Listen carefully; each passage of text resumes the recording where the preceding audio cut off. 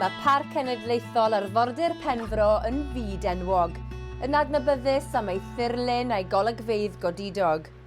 Eleni mae'n dathlu 70 mlynedd ers ei sefydlu, a dros y degawdau mae ffermwyr yr ardal wedi cyfrannu ac elwa o lwyddiant y parc. Ac i wneud siŵr bod y berthynas rhwng y ddau yn parhau, mae yna wyneb newydd i gadw'r cysylltiad yn gryf.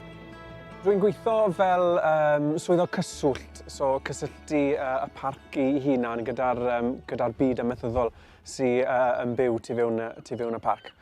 Ti'n meddwl bod y ffaith bod ti'n fab ffarm dy hunan o fydd i ti yn dy swydd? Dwi'n meddwl bod e bendant yn fydd. Mae cael rhywun sy'n gallu uniaethu yn bwysig iawn.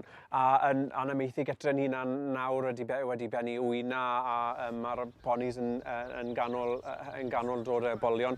So mae dyn yn gallu uniaethu a'r fferm a'n gwybod beth yw'r problemau hefyd. A mae hynny'n torri'r iân aml iawn yn cwrdd â ffermwyr am y tro cynta. So mae gwybod beth sy'n digwydd yn uniongyrchol ar lawr gwlad yn bwysig iawn a bod yn lais i amaeth hefyd yn y swyddfa. Mae Arwel yn gweithio gyda ffermwyr lleol i ddatblygu atebion i bwysau amgylcheddol a chyflawni ystod o brosiectau o fewn y parc. Dwi'n meddwl yn unrhyw elfen o amaeth a yn gyffredinol yn y byd, mae carbon yn air mawr ar hyn o bryd. So mae prosiect glasu amaeth di bod yn ni, a i ni wedi bod yn treial meddwl am beilotiau bach gallwn ni wneud a datblygu gyda ffermwyr i helpu gyda alluriadau a mentoli carbon. So ni wedi gweithio gyda cwbl o ffermwyr mwyn helpu cael paneli solar a crynhoi dŵr a hefyd gweithio gyda ffermydd mwyn defnyddio porfaddon gwahanol hefyd. So mwyn treial gwella y pridd. Yn 2025 mae'r cynllun canoliadwy yn dod mewn a mae pethau yn mynd i newid. A dwi'n meddwl mae hynny yn mynd i lunio yr strategaethau a beth mae'r parc yn mynd i wneud yn y dyfodol. I ni'n meddwl bod, fel dyle pob un, bod bioamrywiaeth a cynnal cydbwysedd rhwng cynnyrchu bwyd a bioamrywiaeth yn bwysig. A mae hwnna'n mynd i fod yn rhywbeth i ni'n mynd i gymryd mlaen yn y dyfodol yn bendant.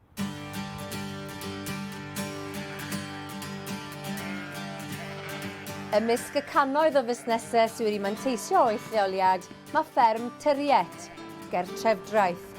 Mae'r teulu wedi arall gyfeirio i fragu cwrw ac yn croesawu ymwelwyr i flasu'r hyn maen nhw'n cynnyrchu. Mam a dad wedi bod yn ffarmo yma ers 40 blynydde, ffarm beef a defed, ffarm gymharol fach, bod dad wedi mynd a cael swydd arall am sbel, fan hyn wydde moyn bod. So, nath ni fanteisio ar gyfeirio fel ni, wedi mam gallu cadw'r ffarm a cadw wneud beth wrth hi moyn wneud. A ni'n gallu defnyddio'r adeiladau a creu busnes arall a mwy o swyddi. Gofynnodd dad wedi bod yn partner iddo fe i sefydlu'r bragdy, a yna beth nath ni. Sut mae'r Parc Cenedlaethol wedi helpu chi fel busnes?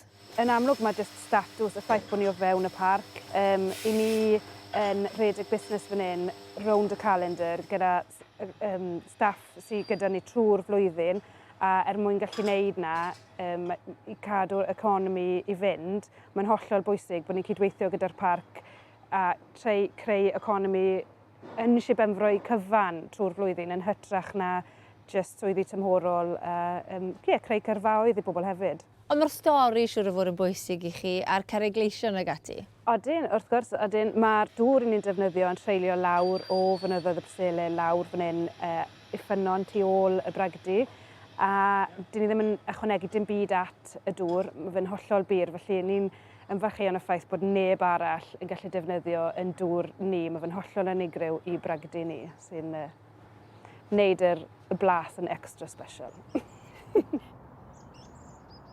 Mae bod yn gynaladwy yn elfen bwysig iawn i'r parc, ac mae bragdy Bluestone hefyd wedi mabwysiadu yr un polisi, ac wedi ennill sawl gwobr am hyn. Ni'n deulu sydd wedi bod fan hyn, ges i'n fagu fan hyn, felly ni'n ymfarchuo yn yr ardal bles iawn bod fi'n gallu gweud bod fi wedi dod o ardal mor pert. So mae'n bwysig iawn bod ni'n cadw edrych ar ei ole. I ni yn fusnes ddiwydiannol, ond pob cornel i ni'n troi, i ni'n gwneud yn siŵr bod ni'n gwneud pethau yn mor naturiol y gallwn ni a edrych ar ôl yr ymgylchedd. Pa fath o bethau chi'n gwneud? Wel, mae gyda ni system reed bed drainage systems. Mae gyda ni toion blodau gwyllt yn bob man. I ni'n defnyddio dŵr yn hunain, mae gyda ni'r solar power ar y toiledau compost. Na ni dal yn bwydo'r holl brewers grain i'r stoc. A gyda'r hops sy'n ni'n defnyddio, mae da ni clwb garddio cymunedol sy'n cwrdd yn y bragdy bob mis, a maen nhw'n gael yr hops fel mulch i roi ar y gerddi. So ni'n cadw yr gymuned yn rhan o'r busnes hefyd. Mae cydweithio yn ganolog i lwyddiant y parc dros y blynyddoedd. Felly, wrth edrych i'r dyfodol, oes yna ffordd i gryfhau'r berthynas?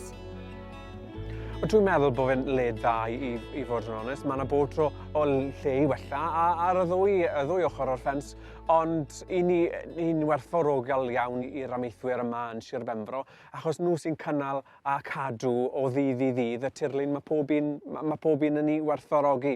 A heb y byd amaeth, wel bydden ni ddim yn gallu mwynhau y pryferthwch sydd gyda ni yn y sir. Dwi'n meddwl mae fe'n uchelgais da'r parc, falle i ddechrau gweithio gyda'r ffermwyr fwy dwys yn yr ardal.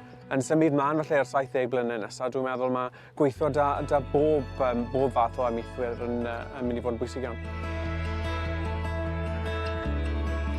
Yn sicr, mae y busnes yma o fydd mawr i'r Parc Cenedlaethol. Odi, ni'n denu pobl fan hyn sy'n fuddiol i'r parc, ond hefyd mae'r parc yn denu pobl sy'n fuddiol i ni. So ni'n gweithio gyda'n gilydd, ni yn ymfalchuon y ffaith bod ni'n rhan o fewn y Parc Cenedlaethol, ni'n edrych ar ôl yr ymgylchedd.